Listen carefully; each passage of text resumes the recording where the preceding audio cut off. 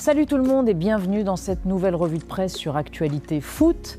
On commence par le PSG. Info importante selon le Parisien. Matvey Safonov a pleinement convaincu la direction du PSG cette saison et il restera titulaire dans les buts parisiens la saison prochaine. Le gardien russe s'est imposé comme le numéro 1 incontesté du club de la capitale. La situation de Lucas Chevalier et Renato Marin nécessitera une réflexion dans les prochaines semaines. Paris semble avoir trouvé son gardien pour les années à venir. Un beau dossier réglé rapidement pour le board parisien. Direction l'Italie, l'Inter Milan a activé sa clause de rachat pour Alexander Stankovic en provenance du club Bruges. Deal complété aujourd'hui pour 23 millions d'euros. Le fils de Dejan Stankovic rentre à la maison Nerazzurra et le coach Christian Chivu en a profité pour répondre aux rumeurs autour d'Alessandro Bastoni. Bastoni est parmi nos meilleurs joueurs. Je sais ce qu'il va nous apporter. Il restera. Message clair envoyé à tous les clubs intéressés.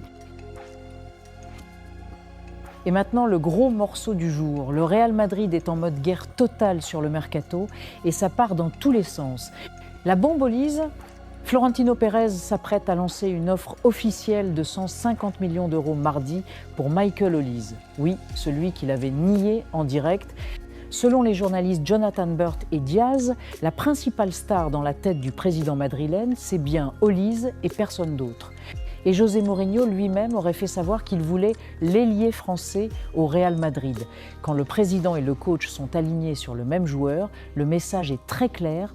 Mais attention, le Bayern Munich ne va pas lâcher Olise facilement. Uli Hoeneß avait déclaré en mai qu'il ne le vendrait même pas pour 200 millions d'euros. Ça s'annonce épique entre les deux mastodontes européens. Et si ce transfert se concrétise à 150 millions d'euros, Michael Olise deviendrait le troisième joueur le plus cher de l'histoire du football, derrière Neymar à 222 millions et Mbappé à 180 millions. Un statut absolument colossal pour l'international français de 23 ans. Gvardiol veut le Real. Autre grande cible confirmée, Joško Gvardiol, le défenseur croate de Manchester City, veut rejoindre le Real Madrid cet été selon Diario AS. Il serait la prochaine grande priorité défensive du club, après Konaté et Dumfries. Mourinho pense à Matheus Fernandes. Le Special One a également coché le nom de Matheus Fernandes, le milieu portugais de 21 ans de West Ham. Mourinho aime le profil du jeune compatriote et souhaiterait le ramener à Madrid. Un nom à retenir, Rodri non merci. En revanche, une info qui surprend, selon Matteo Moretto, Florentino Pérez ne veut pas signer Rodri au Real Madrid. Le Ballon d'Or en titre ne fait pas partie des plans merengues. Surprenant, mais c'est la réalité. Direction l'Angleterre, Andy Robertson quitte Liverpool et rejoint Tottenham officiellement. Libre de tout contrat, après son départ des Reds, l'arrière-gauche écossais s'engage avec les Spurs de Roberto De Zerbi. Juventus avait tenté de s'immiscer dans les négociations, mais Tottenham a tenu bon.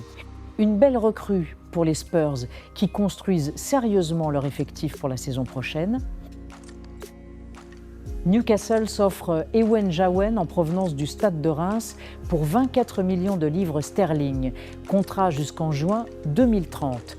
Un investissement important dans les buts pour les Magpies qui continuent de progresser en Première Ligue.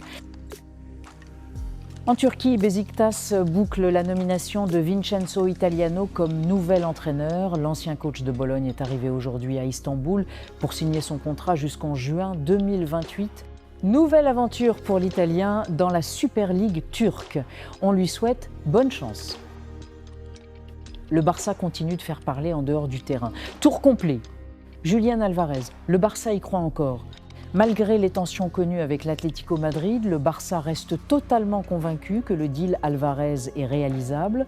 Le joueur veut venir à Barcelone. Le club attend simplement que les tensions s'apaisent avant de relancer les négociations. Pas de changement de stratégie, la conviction est totale côté catalan. Osimhen proposé, mais le Barça dit non. Victor Osimhen a été proposé au Barça par des agents ces dernières heures. Pour l'instant, le Nigérian ne fait pas partie des plans du club. Le Barça reste focalisé sur Alvarez et ne veut pas se disperser sur d'autres pistes. Nathan Dubetis dans le viseur. Le défenseur central brésilien du Real Betis, Nathan, a décidé de rester à Séville à moins de recevoir une offre du Barça. Si les Catalans décident de passer à l'action, le transfert pourrait s'élever à 35 millions d'euros, un dossier à surveiller pour renforcer la défense. Gonzalo Garcia, la priorité de Com. Com veut s'offrir Gonzalo Garcia en utilisant la même formule que pour Nico Paz, transfert permanent avec clause de rachat et pourcentage à la revente. Le club italien est très actif sur ce dossier selon la Gazzetta dello Sport. Fabregas, le successeur de Flick en 2028. Et la grande bombe du côté du Barça, selon Javi Miguel, le club catalan pense déjà à l'après-Flick en 2028 et le nom qui ressort est Cesc Fabregas. Des contacts auraient déjà été établis et le Barça lui aurait glissé un message très clair.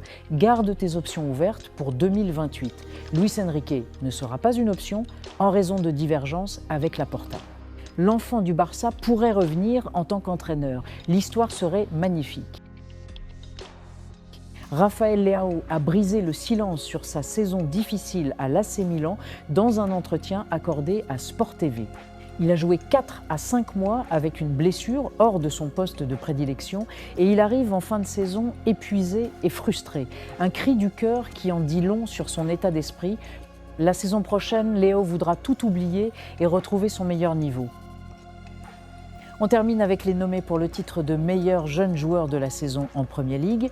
On retrouve Ryan Cherki de Manchester City, Max Doman d'Arsenal, Junior Kroupi de Bournemouth, Kobbie Mainoo de Manchester United, Rio Ngumoa de Liverpool et Nico O'Reilly de Manchester City.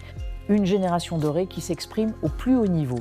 Qui va remporter le trophée? Réponse très prochainement. Voilà les amis, c'est la fin de cette revue de presse Actualité Foot. Si vous avez aimé la vidéo, likez, abonnez-vous et activez la cloche pour ne rien rater.